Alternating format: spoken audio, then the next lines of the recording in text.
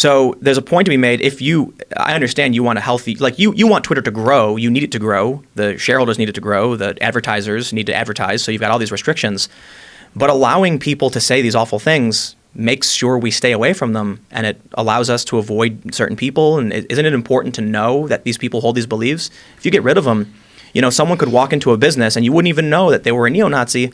But if they were high profile saying their things, you'd be like, that's the guy I don't like. You're absolutely right. This is like one of my favorite sayings, is that sunlight is the best disinfectant. And it's so, so, so true. Like, one of the biggest problems with censorship is the fact that you push people underground and you don't know what's going on.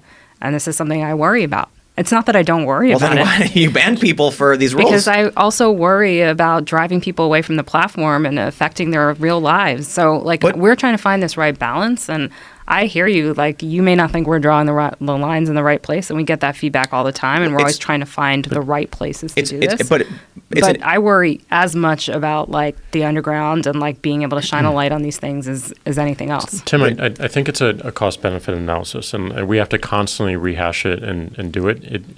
We have the technology we have today, and we are looking at technologies which open up the aperture even more. And we all agree that a binary on or off is not the right answer and is not scalable.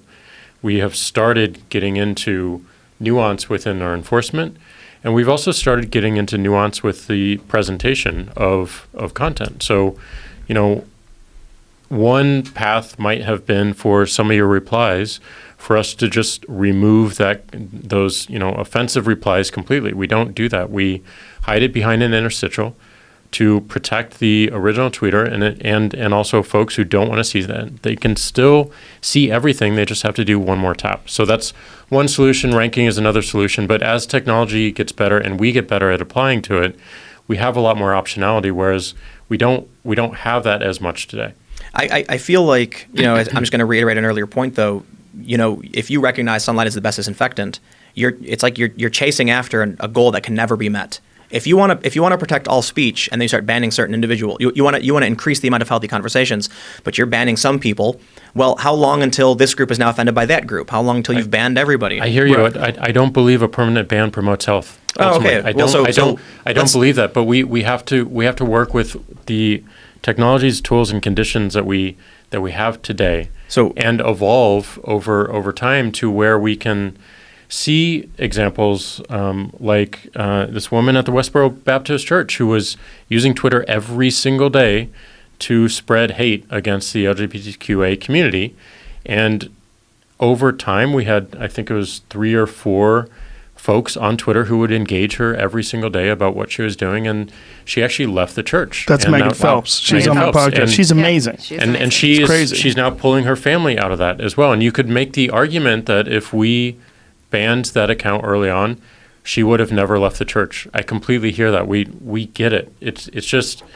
Well, so let's. I just want to make sure we're advancing the conversation too, and not just going to go back. So I'll just ask you this: have you considered allowing some of these people permanently banned back on with some restrictions? Maybe you can only tweet twice per day. Maybe you can't retweet or something to that effect. I think we're very early in our thinking here, so we're open-minded to how to do this. I think we agree philosophically that permanent bans are an extreme case scenario, and it shouldn't be one of our, regularly used tools in our tool chest. So how we do that, I think, is something that we're actively talking about today.